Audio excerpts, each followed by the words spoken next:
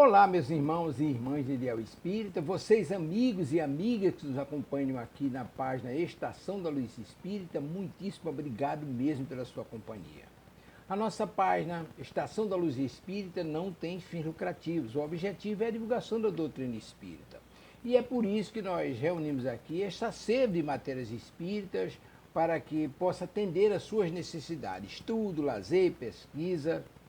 Você encontra aqui na nossa página Estação da Luz Espírita os livros da codificação, obras suplementares, entrevistas, palestras e os programas da Web Rádio Estação da Luz de Natal e Web Rádio Cristo Consolador de São Paulo. Ou seja, um acervo que atenda às suas necessidades, sem fins lucrativos. O objetivo é a divulgação da doutrina espírita. E agora eu convido você para nos acompanhar na reprodução de mais esse trabalho imperdível.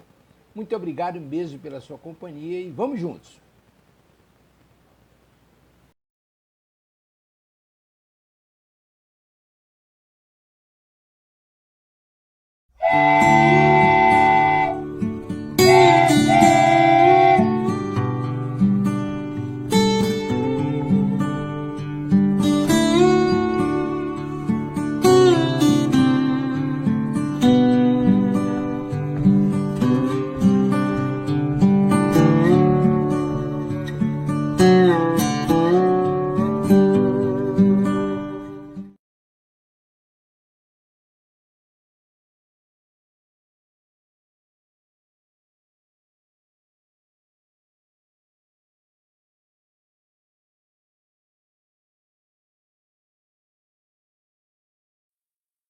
Olá, olá, boa noite. Liga só o microfone, por favor, João.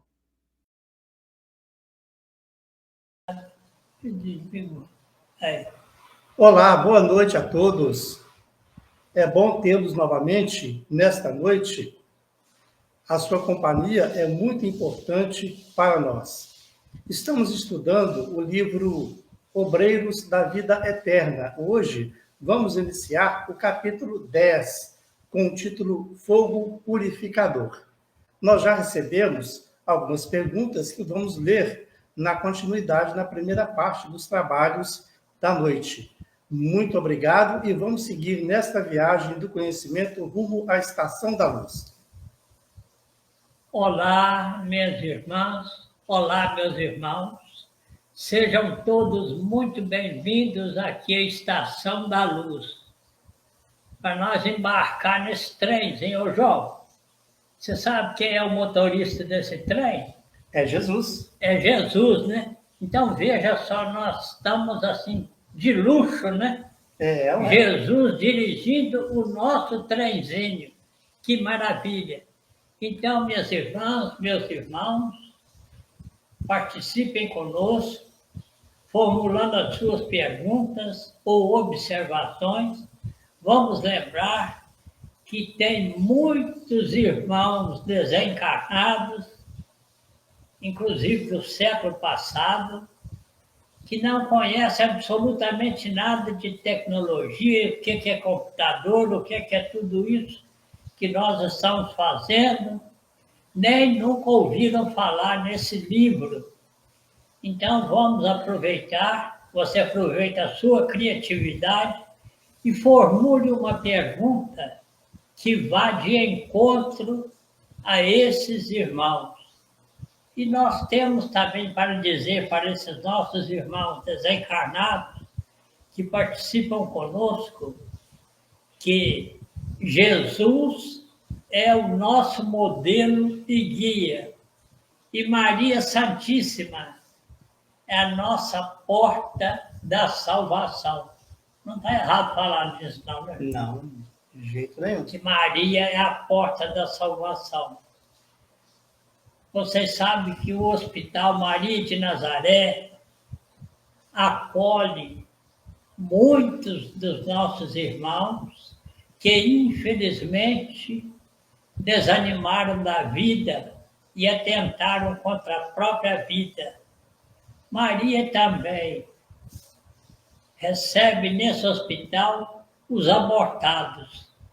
Daí, irmãos, a gente pode deduzir o quão grandioso é esse trabalho de Maria. Ô, João, Vamos ver as nossas perguntas de hoje. Vamos. Por falar em maquinista, Sim. né, Levin?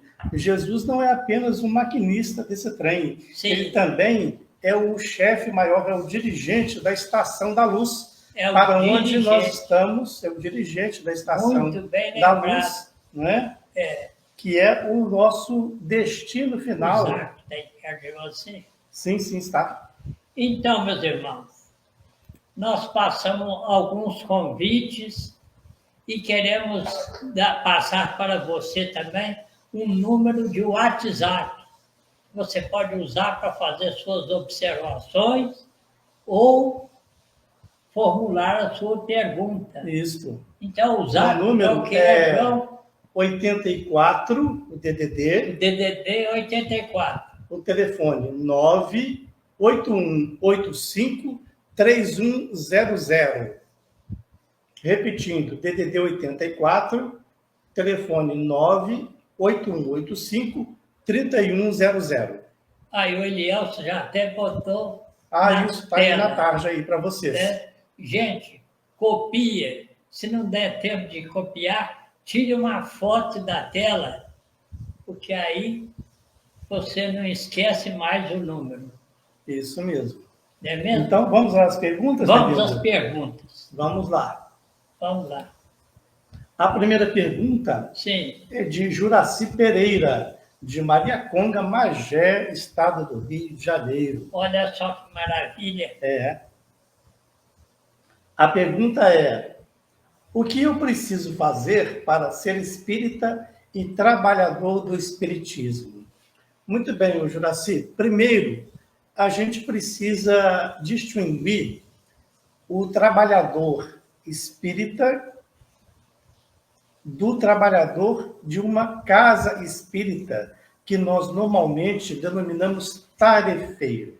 Né? Toda casa espírita tem os seus tarefeiros, cada um uma tarefa específica, normalmente aquela que ele tem mais habilidade, mas a gente, na maior parte das vezes, precisa focar na demanda que a casa tem. Então, não é exatamente aquilo que nós gostaríamos de fazer na casa espírita, é aquilo que aparece, né?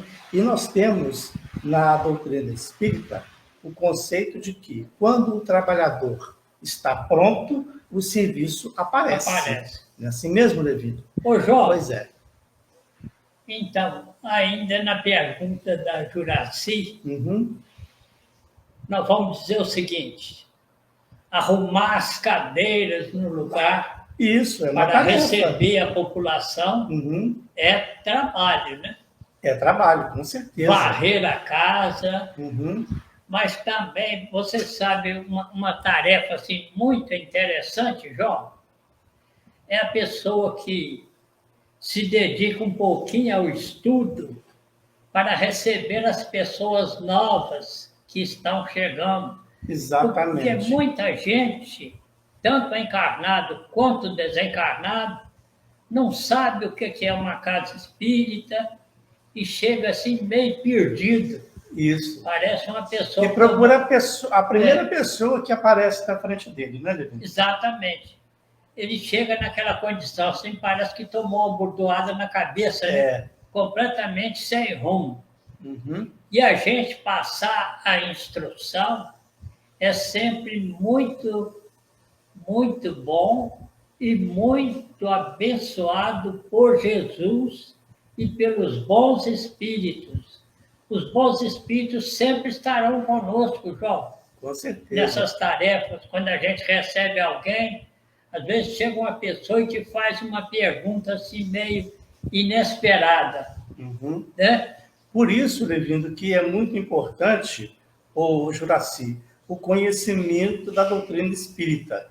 Então, o estudo continuado, constante do espiritismo, ele é fundamental para qualquer trabalhador espírita, tá? Em qualquer área da atividade. Até mesmo quem ajuda lá, por exemplo, a preparar o sopão. Tem muita espírita, né? Que trabalha com atendimento social, né? Faz lá aquele sopão. Isso. E a gente precisa lidar com pessoas que fazem perguntas, não é? Então, a gente precisa estar muito preparado com base no estudo da doutrina espírita.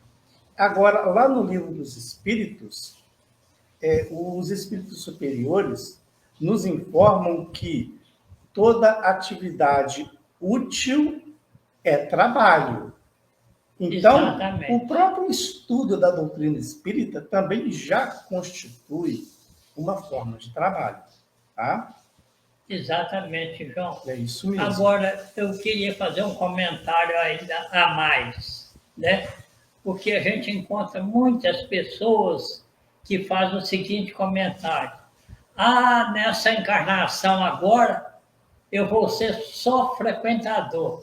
Eu vou lá de vez em quando. Eu estou me preparando para, na próxima encarnação, eu ser um trabalhador. Então, João, isso não vale. Não vale. Você lembra daquele livro que o Chico psicografou, Nos Domínios das Sombras, né? Então tem lá o chefão das sombras e ele pensa que a Terra, o planeta Terra é deles, que a doutrina espírita é deles também. Então ele viu aquela expansão do espiritismo, chamou os subchefes para que cada um pudesse fazer um plano para deter a marcha do espiritismo. E aí veio da inveja, veio o chefe da violência, enfim, todos, cada um tinha uma proposta, mas que não serviu. Por último, João, sabe qual foi o último? O chefe da falange da preguiça. Ele falou assim: majestade, nós vamos incutir na cabeça dos homens que Jesus Cristo é a verdade absoluta, que o Espiritismo é a voz do Cristo que vem de encontro a nós. Vamos falar para eles que a reencarnação é uma demonstração muito clara da justiça divina. Aí o chefe se irritou: uai, você está do nosso lado ou do lado deles? Ele: calma, majestade, deixa eu concluir. Então, mas nós vamos incutir na cabeça dos espíritas também que nada precisa ser agora. Pode ser na próxima encarnação, que vai ser daqui a 10 mil anos, daqui não sei quantos séculos, né? Então, é desse jeito. Trabalho e perseverança. Exatamente. Estudo constante.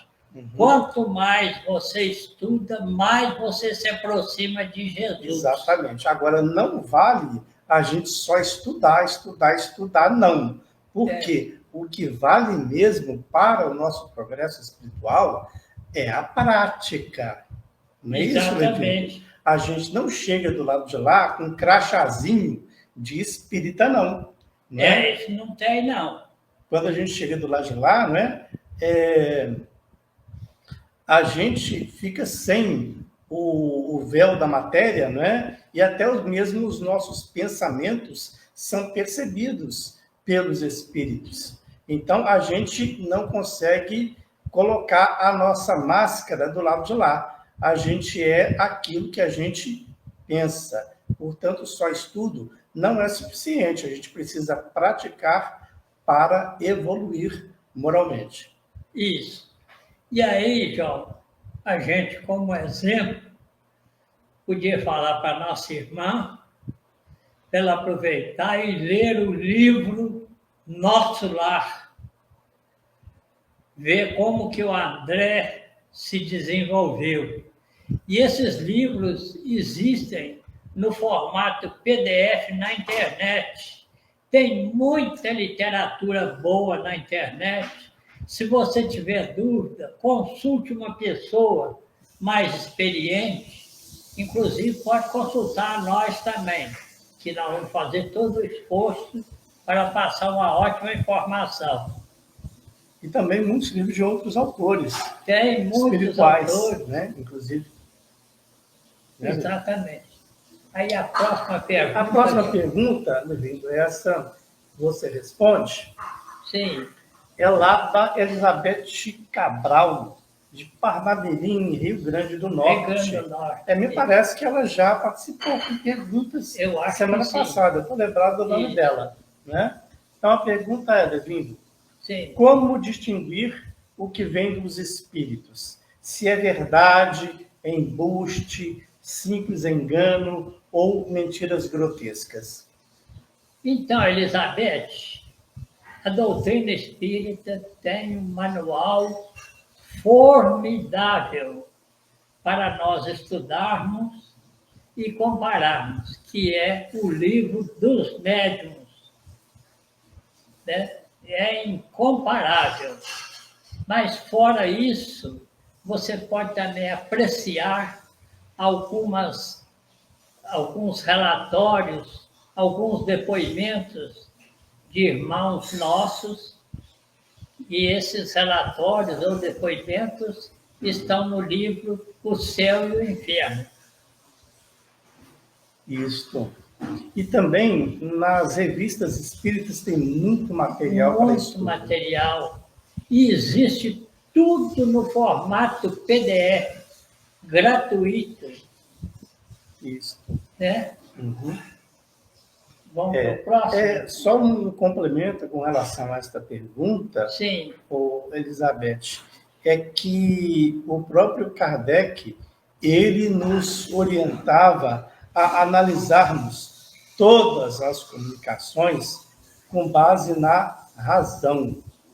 Então, através da razão, a gente pode saber se uma determinada comunicação é verdadeira ou não, até mesmo pela própria linguagem do espírito. A gente pode saber se ele tem uma moral mais elevada ou se aquilo ali é apenas o embuste. um embuste, né? Ô, João, uma coisa interessante. E para isso, Levindo, também é muito necessário, obviamente, o estudo, não é? Olha, os pesquisadores, eles eram muito rígidos. Por exemplo, o William Crookes, né? Ele colocava selo na janela, na porta, de maneira que para você entrar, tinha que romper aquele selo. Isso nas sessões de materialização. O Pedro Granja, no livro Afinal Quem Somos, ele relata a médium coitada. Ele colocava ela dentro de uma gaiola de ferro, João, uma gaiola de vergalhão, justamente para evitar fraude. E é interessante que quando concluía a sessão, a médium já tinha saído de dentro da gaiola e estava aqui deitada aqui fora. E às vezes ele punha a mão nas barras de ferro e as barras de ferro ainda estavam quentes por causa da interpenetração molecular. Então você vê o nível que chegam os pesquisadores. Né? O Crookes, ele cortou uma mecha de cabelo do espírito materializado, naturalmente que com a aquiescência do espírito, né? Cortou também um pedaço do vestido e levou no microscópio, percebendo que não existia na Terra nenhum tear capaz de tecer um tecido tão delicado igual aquele. Então, gente, vamos dizer assim, as provas são muitas, né? Os pesquisadores, eu vou dizer aqui uma coisa, eles chegaram a abusar das provas, né? Sim. Desculpe-nos pela palavra abusar, que foi o que surgiu agora, mas, assim, no nosso conceito, ele chega a abusar das próprias provas. João, nós podemos ir para a próxima, né? Vamos. A terceira pergunta, Levindo, é do Hilário Silveira Melo, de Aldeota, Fortaleza. Fortaleza. É Ceará, né? Ceará. Ceará.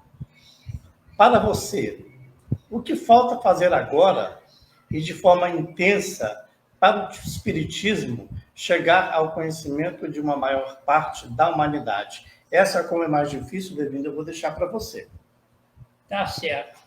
Como que chama mesmo o rapaz? Hilário Silveira. Hilário. Ô, Hilário, a gente tem uma vontade muito grande que todos tomem conhecimento da realidade espiritual. Mas eu vou te dizer, tem muitos pesquisadores aí, inclusive os próprios pesquisadores do projeto Genoma, né? Um deles que era o Francis Collins, ele era ateu, mas com o projeto Genoma ele tornou-se teísta e escreveu um livro que também está em PDF, disponível em PDF na internet, e esse livro chama-se Sementes de Deus. Então, só de você falar do nome do livro, você calcula mais ou menos como seja o autor, né? E o outro diretor, que eram dois diretores, né? O Francis Collins e o Craig Venter. O Craig Venter, ele disse: nós descobrimos o encadeamento do código genético. Mas esse código é demasiadamente material para conter o projeto de uma pessoa humana. Existe algo mais pelo qual nós devemos começar a procurar. Agora, ainda na resposta do nosso irmão Hilário, ô Hilário, você sabe, a teoria, ela é muito bonita, sem dúvida. Nós temos discursos admiráveis, mas o que convence mesmo é o exemplo.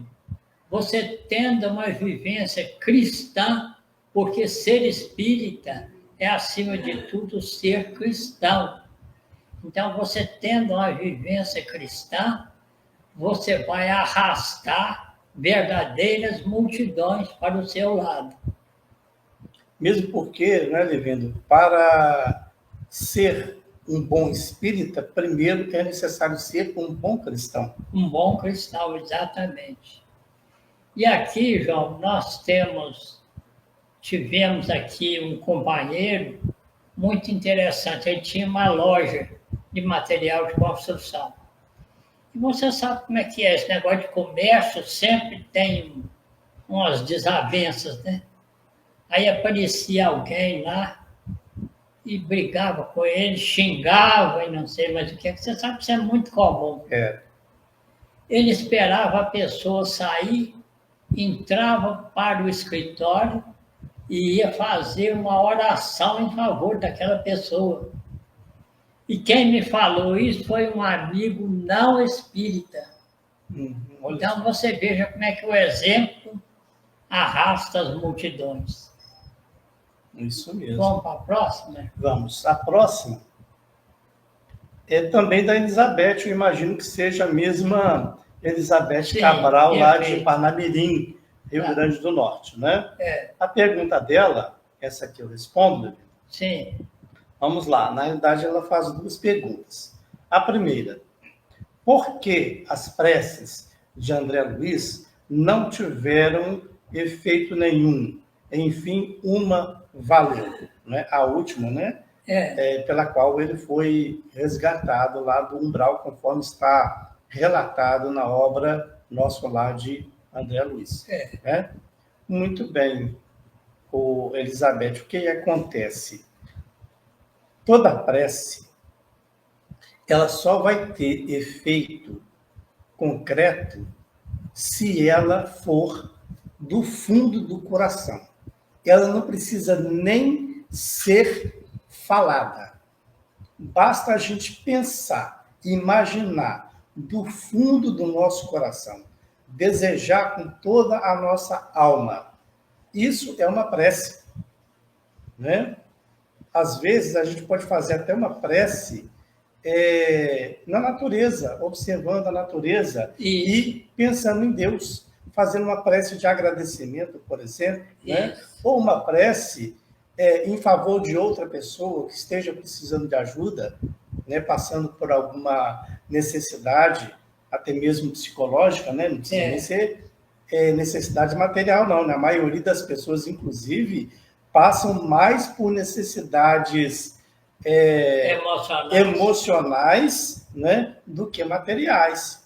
Perfeito. É isso mesmo, Levido? Ô, João, eu estava lembrando também aqui, inclusive quando nós fizemos uma palestra sobre o aborto, aí a gente estava lembrando que às vezes passa uma mulher que está grávida, né? Barriguda no populacho, né? E tem muitas pessoas que fazem piadinhas e tudo. Então, gente, vamos agir diferente. Diante de uma grávida, vamos rogar a Deus proteção para aquela irmã que está oferecendo a oportunidade para que outro irmão venha viver a experiência junto conosco. Não custa nada, você pode pedir a Maria Santíssima, por exemplo, a gente fazer uma prece para Maria Santíssima para proteger aquela criança e aquela mãe. Isso não custa nada e é muito válido. Com certeza. Né? Inclusive, o Livro dos Espíritos tem um capítulo dedicado às preces. Exatamente. Né? Aconselho o Evangelho também. Também. O Evangelho também. E a segunda pergunta da Elizabeth. Sim. As preces das mães arrombam as portas do céu. Né? Que é um ditado, né? Ah, sim. Isso é um ditado popular. Ela pergunta, baseado em que essa afirmativa? É pelo seguinte, Elizabeth, o amor de mãe é sempre maior do que a grande maioria de nós. O amor de mãe é uma coisa que a gente não consegue descrever, mensurar, só mesmo quem é mãe. Então, quase sempre, a prece de uma mãe é aquela prece do fundo do coração, é aquela prece do fundo da alma. Por isso que ela tem mais poder, né? Exatamente. É a prece que chega efetivamente a Deus, ao destino da prece. Isso. Né? Inclusive, João, no livro Entre a Terra e o Céu, do André Luiz, tem a prece daquela menina, da Evelina, a prece refratada. Aí o André pergunta para o Clarence o que é a prece refratada. É aquela prece feita com um potencial emocional muito grande. Então, a prece da Evelina era em direção à mãe dela, mas a mãe dela estava completamente perturbada no mundo espiritual. Então, ela se desviou da mãe e alcançou outros círculos da espiritualidade. Por isso é chamado prece refratada. Muito interessante a observação do André, né? Outra coisa também, Elizabeth, Sim. sobre a prece, é que muitas vezes as pessoas ficam imaginando que pela prece dela não ter tido resultado, né, que a prece deixou de ter alguma utilidade, né? Passou a não acreditar mais nas preces. Então é preciso que a gente estude um pouco mais o Espiritismo, porque está tudo lá, principalmente nas obras fundamentais, que a prece ela vai ter efeito, sim, se a pessoa a qual a gente destinou a prece tenha merecimento suficiente para receber aquele benefício. Não é isso mesmo, Lívia? Perfeitamente. Pela lei do merecimento, né? Conforme as nossas obras. Inclusive, João, como a gente sempre fala no geral, e exemplos para todos que estão ouvindo, né? Você viu o primeiro transplante de coração no Brasil foi lá no Rio Grande do Sul, né? Aconteceu um acidente de moto e tal, e houve a morte cerebral. Mas essa pessoa no mundo espiritual tinha uma hemorragia muito grande que não cessava. E aí, quando foi um dia,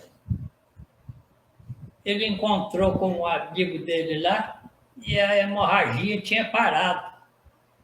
E aí o amigo observou e falou assim, uai, qual é o doutor que te pôs esse curativo?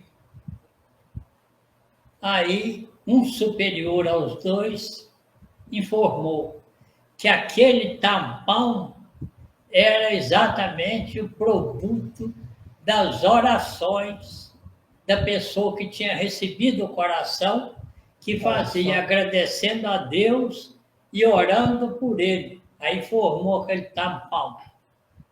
O Simonetti narra isso em um dos seus livros. Eu não estou lembrado qual dos livros do Simonetti.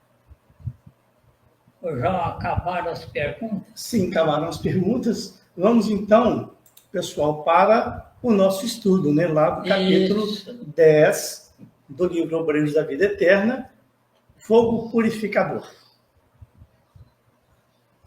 Na manhã imediata, a casa transitória achava-se de posse do roteiro a seguir. Vários servidores de outras organizações ajudavam. André pergunta se a instituição pode alcançar voos de grande alcance. E o instrutor responde: permanecemos em outros domínios vibratórios.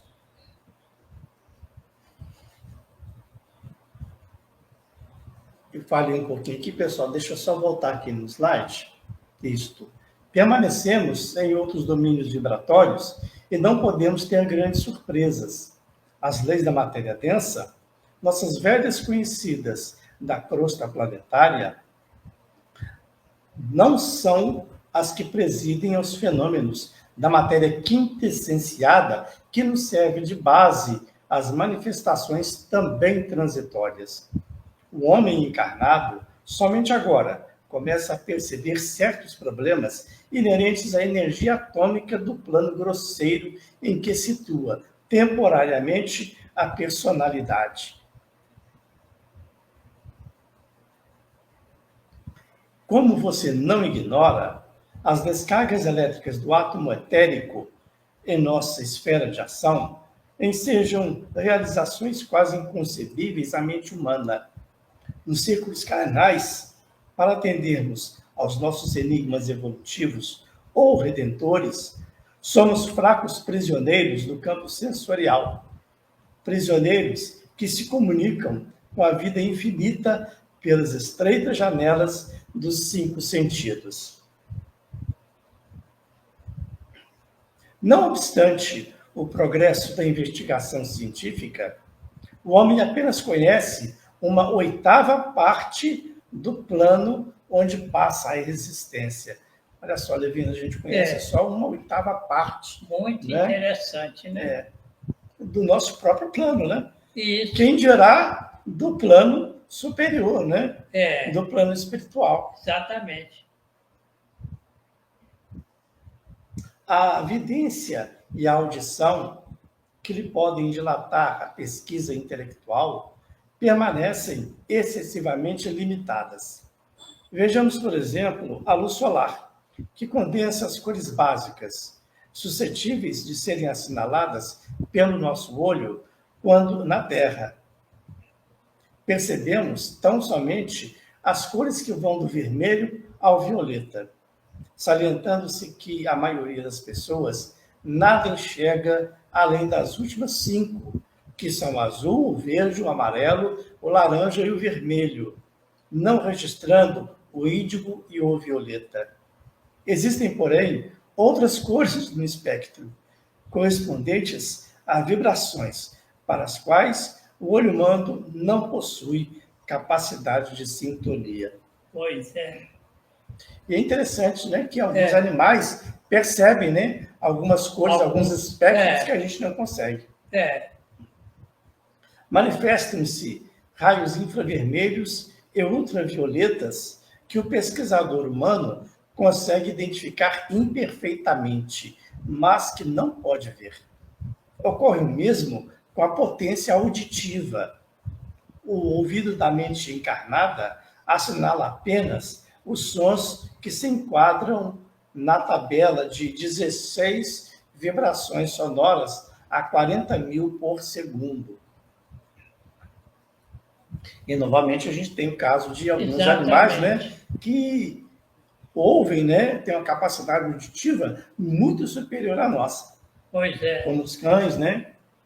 Ô, João, um aspecto muito interessante nisso foi aquela conversa do Dr. Paulo César Frutuoso com o espírito materializado, né? O Paulo César perguntou para ele, mas escuta, eu vejo você consultando aí os pacientes e você não usa aparelho nenhum, você tem uma visão de raio-x? Uhum. Aí o espírito respondeu, tenho sim. E como é que você conhece a célula doente da célula sã? Eu conheço pela cor e pela vibração. Agora, é importante notar o seguinte, João, que isso também, essa capacidade está à nossa disposição. Vamos lembrar do que Jesus disse. Vós sois deuses, podeis fazer tudo o que eu faço e muito mais. Se quiserdes. Uhum. Então a gente vê. Aí, olha só, ele frisou bem, Levindo, se quiserdes. Se quiserdes, exatamente. E eu acrescentaria, se estudardes, né? Também, isso. Mas só estudar não é suficiente, não, porque hein, pessoal? Quanto mais a gente estuda, mais nos aproximamos de Jesus. Isso aí. Então, continuando. As ondas mais lentas ou mais rápidas escapam-lhe totalmente. Há que obedecer às leis da gravitação e da estrutura das formas, na zona de matéria densa, para que a vida atinja seus divinos objetivos espirituais. A matéria e as leis, em nosso plano, permanecem bastante diferenciadas, embora emanem da mesma origem divina. A densidade da região influía inequivocamente nos serviços, e os colaboradores despendiam atividades de gigantescas proporções. Isso lá na casa transitória. Isso. Todo o pessoal disponível fora convocado ao trabalho, e quando me entregava a transportes admirativos, diante da maquinaria complexa, indescritível na técnica humana, a irmã Zenóbia, através de Jerônimo, nos pediu colaboração nas defesas magnéticas, em vista da necessidade de empregar maior número de cooperadores na preparação ativa do voo. Do voo da própria casa transitória, né? Casa por isso que ela tem esse nome, né? Transitória, né? Exatamente. Não eram essas altas e verticais como as muralhas das fortificações terrestres, mas horizontalmente estendidas, formadas de substância escura e emitiam forças elétricas de expulsão num raio de 5 metros de largura, aproximadamente, circulando toda a casa. Diversos focos de luz permaneciam acesos e, em rápidos minutos, determinado responsável pela tarefa colocava-nos ao corrente do trabalho a executar.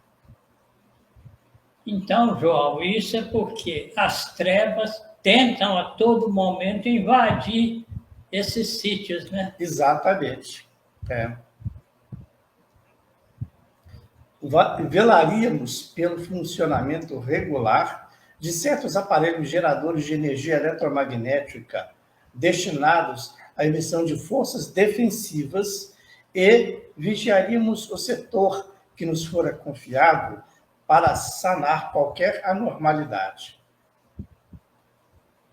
Temos determinação para receber todos os sofredores que se apresentarem renovados, facultando-lhes ingresso ao pátio interno. Nas últimas horas, a irmã Zenóbia e os demais administradores da instituição ordenaram acolhimento a todos os transviados que se aproximassem de nós com sinais legítimos de transformação moral para o bem. Isso tem um pouquinho a ver com aquilo Sim. que nós falamos na resposta, Sim. né, da prece, né, que ela tem que ser do fundo do coração, porque a gente não consegue, a gente aqui encarnado, né, a gente consegue colocar uma máscara para uma outra pessoa. A gente não né? consegue enganar Mas no ninguém. plano espiritual a gente não consegue enganar. Exatamente. A gente vê aí os nossos políticos, né? Eles enganam muita gente, não só no Brasil, mas em outros países também. Mas ao desencarnar, eles vão ter uma grande surpresa, viu? Com certeza. Né? Né? Lá o discurso deles não vai funcionar, não. Não, não funciona, não. Dentro de minha ignorância, não contive a interrogação. Como nos asseguraremos, porém, dessa renovação? Os sofredores, já modificados para o bem, apresentaram círculos luminosos característicos em torno de si mesmos. Logo que estejam onde estiverem, concentrem suas forças mentais no esforço pela própria retificação.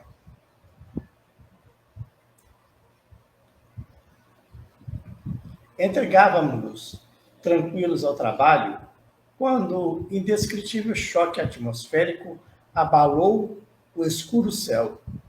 Clarão de terrível beleza varou o nevoeiro de alto a baixo, oferecendo por um instante assombroso espetáculo.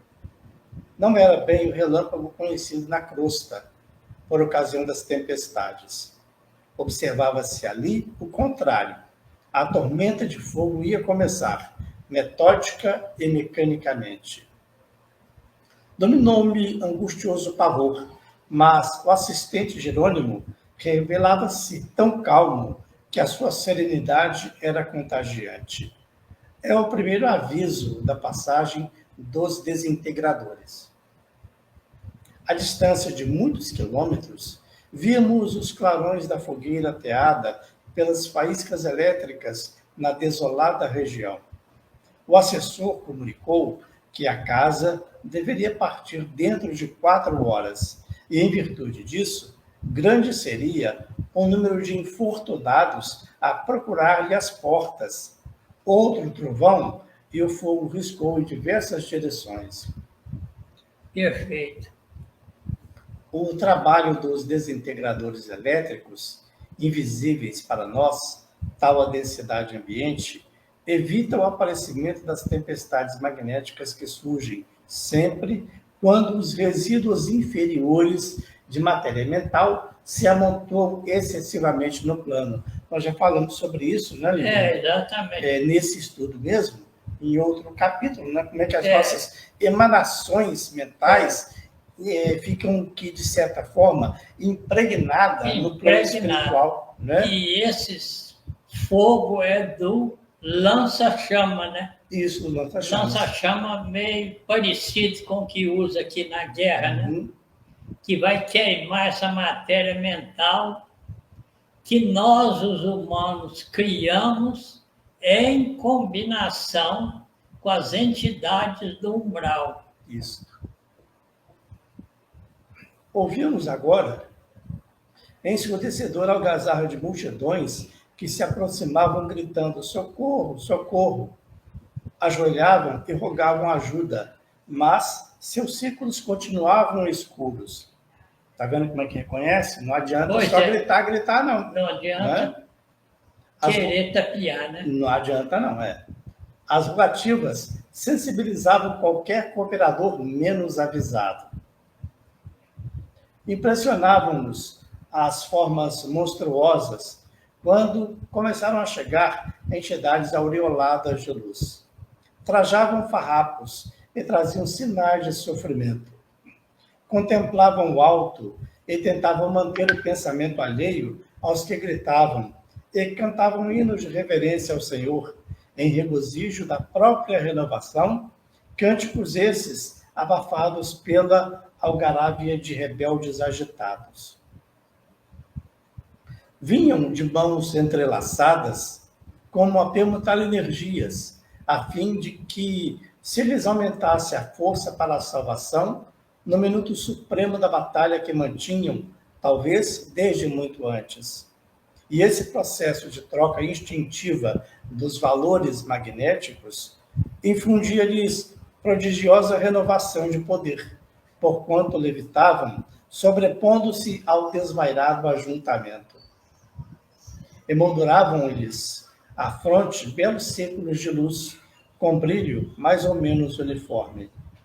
Enquanto os tipos de semblante sinistro lhes dirigiam insultos, eles cantavam hosanas ao Cristo, entoando louvores que, de certo, lembravam os júbilos dos primeiros cristãos perseguidos e flagelados nos circos, quando se retiravam sob os grupos de espectadores perversos.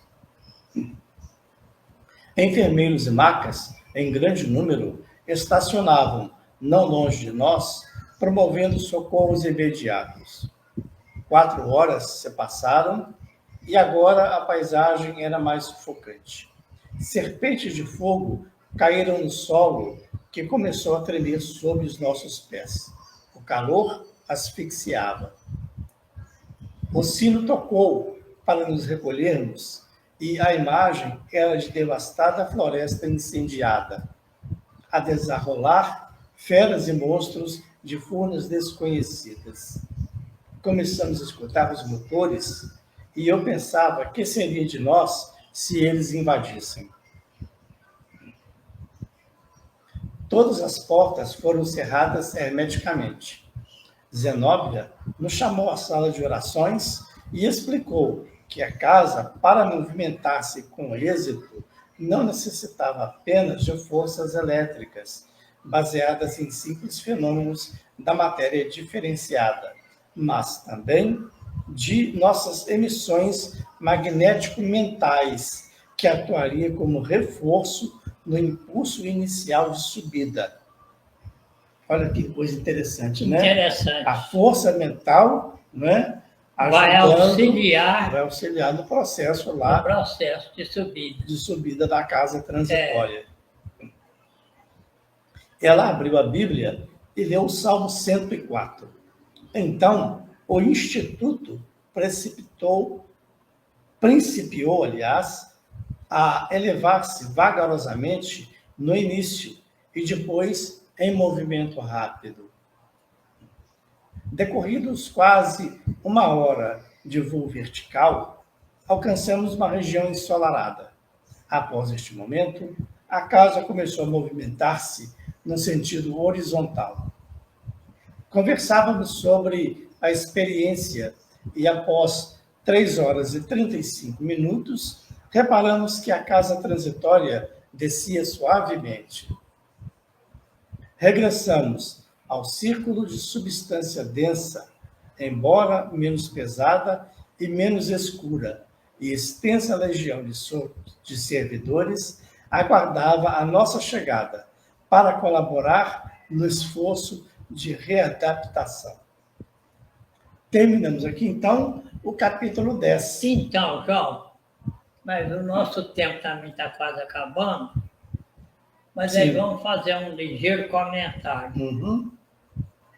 Então, a matéria mental, conforme nós comentamos na sexta passada, ela é o local onde, vamos dizer assim, se desenvolvem os miasmas, por exemplo.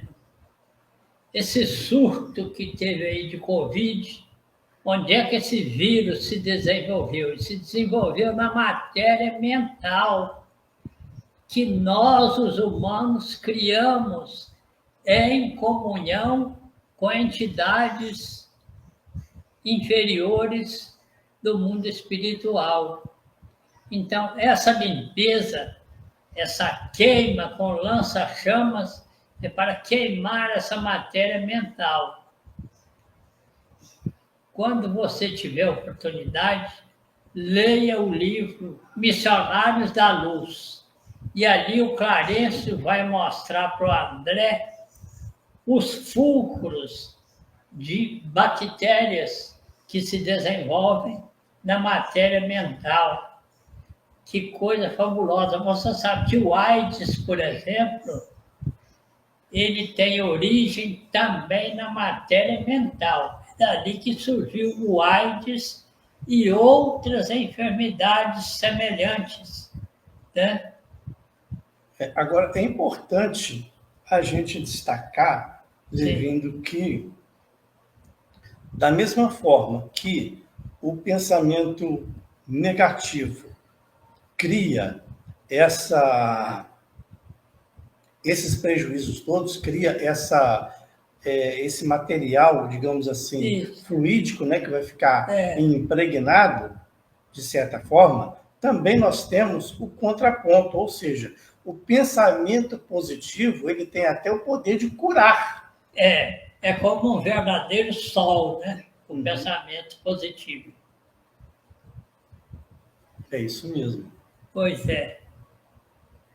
Bom, pessoal, nós vamos aguardar, então, as perguntas para a próxima sexta-feira. Contamos Exatamente. com todos vocês, tá? E nós também, através da pergunta de vocês, nós estudamos a doutrina espírita, né?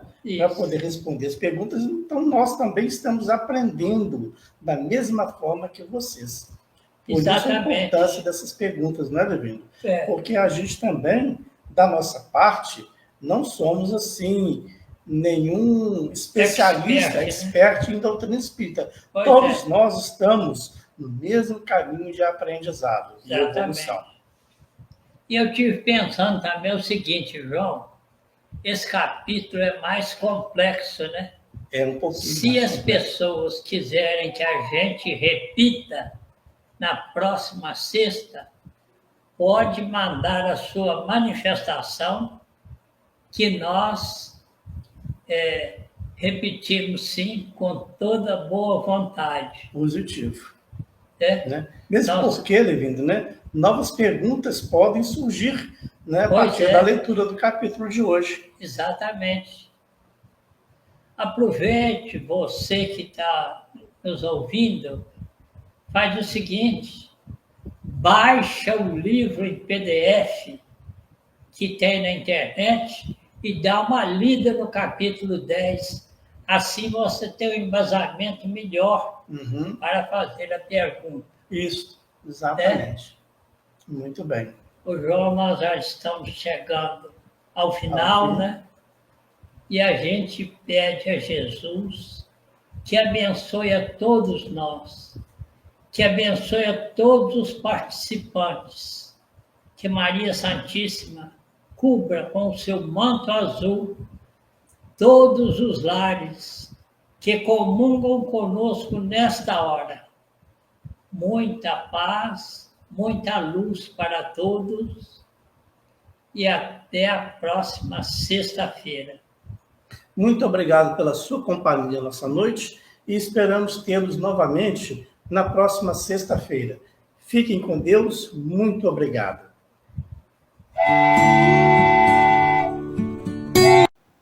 Chegamos ao final da nossa atividade. Muitíssimo obrigado mesmo pela sua companhia e espero você no próximo evento.